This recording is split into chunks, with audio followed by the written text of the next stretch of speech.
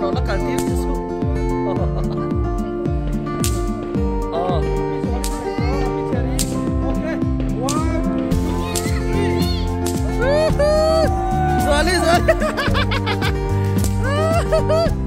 khát chè đi nó chả thôi ala nó đây nó chụp vào đi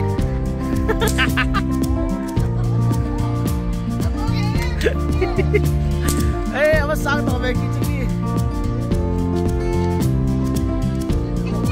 à khi đó là cal về thầy lâu gì à phải mắn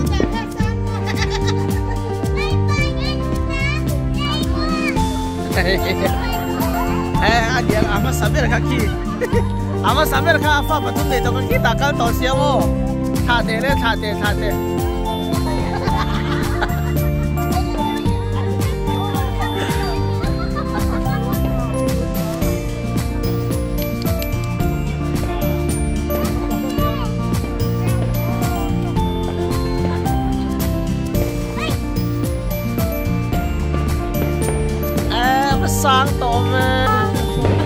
sang tổ liên tục về thầy tôi đi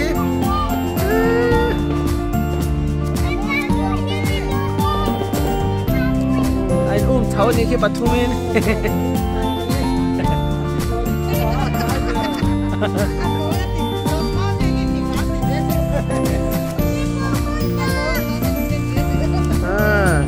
anh chia về vòng vòng này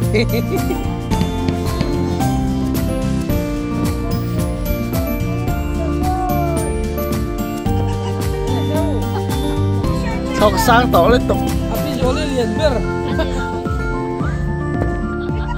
Ê, khi anh lại cháu đây nó gần đôi khi. Ê, ê, ông bắt tổ đó cho mình chơi. Bao đây cần một tổ đâu đi. Ở xìa trắng. Sang tổ cần một tổ đâu mà sang tổ tôi tệ xíu không?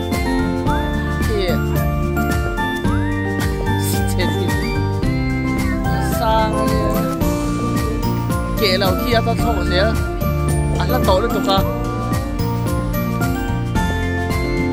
cái lâu cái gì cả anh mà sao biết được hả